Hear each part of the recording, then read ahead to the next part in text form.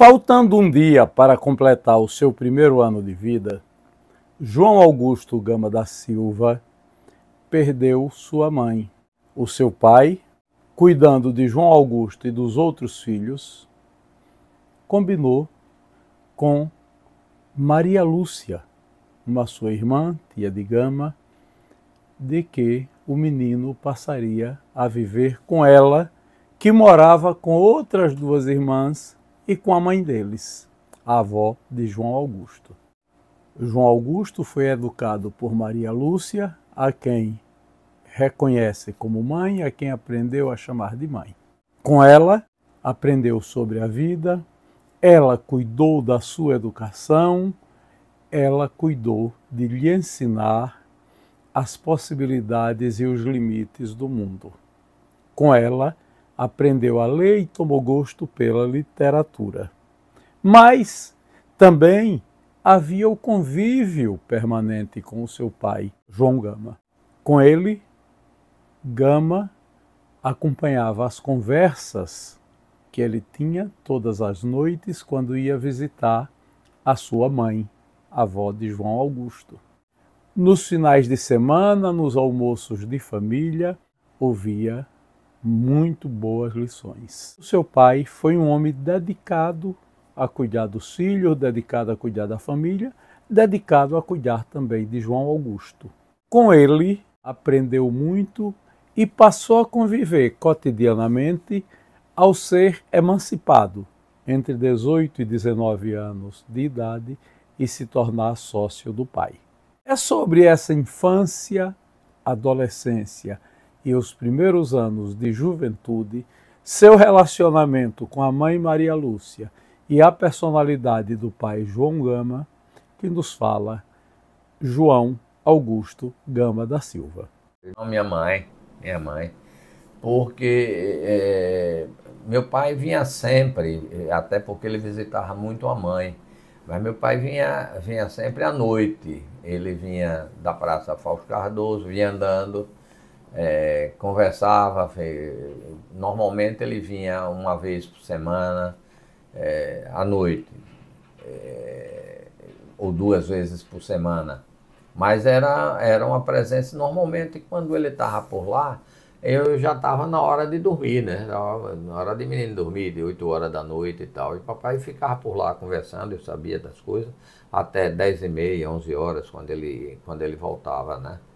Mas a presença marcante, forte na minha vida foi a minha mãe. Inclusive, com os hábitos que ela tinha de leitura, ela lia de tudo, de Madame Delia a Victor Hugo, que caísse na mão, a gente assinava, pegava livro na biblioteca. Normalmente nós íamos, eu ia, que era no centro da cidade, nós éramos assinantes lá da biblioteca, estávamos sempre comprando, lendo esses livros, Machado de Assis, essa de Queiroz, que era mais adiante, aí já a influência de meu pai. Papai falava muito, contava muito nos almoços, dia de domingo. Ele gostava de conversar, contando as histórias dos livros de essa de Queiroz e tudo mais. Mas a minha influência na minha vida, quem administrou a minha vida realmente, com muito amor, com muito afeto, foi a minha mãe. Olha, Jorge, eu convivi muito com meu pai a partir dos meus 19, 20 anos, que nós, e quando nós abrimos, quando ele me fez sócio dele, né? Mas aí, nesse momento, eu ainda era estudante e com uma série de complicações, de prisões, de tudo mais. Mas a partir de 69, principalmente a partir de 69, eu já no 4º ano de Direito, que resolvi administrar determinadas representações do escritório dele. Ele cuidava mais da Shell e eu cuidava mais das outras. Então, a partir daí, nós tivemos uma convivência maior, diária, convivência de serviço. Aí você começa a ver seu pai, mas não tanto a figura paterna, mas de um companheiro de trabalho, né? Meu pai era um homem, uma figura muito interessante, que era um homem muito sério, né? Em negócios, um homem cauteloso, né? Ele poderia ter crescido mais, mas ele resolveu não, ele preferiu manter uma certa cautela, ele não arriscava, né? Poderia ter ampliado, por exemplo, ter feito uma distribuidora, ter passado de lubrificante, mas a ele não interessava. Aí ele estava satisfeito com aquele ganho, né? Que era, crescia um pouco, mas não era um comércio em si, né? Era o comércio de terceiros, era uma representação, né?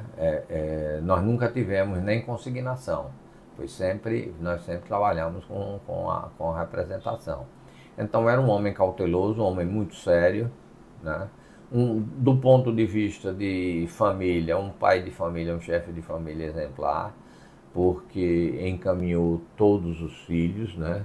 Todo mundo estudou, até porque era obrigado a estudar. Eu me lembro nas raras vezes que eu morei com ele, eu cheguei a morar meses, algumas coisas, eventualmente eu estava por lá. E me lembro quando ele dava 7 horas da manhã, ele começava a acordar o povo e dizia, ele tinha um ditado interessante: vamos estudar, senão vocês vão abrir caixão em Afonseca. O limite de papai era abrir caixão em Afonseca. Para ele era o profissional, né?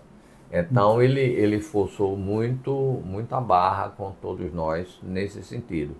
E sempre foi de um apoio muito grande.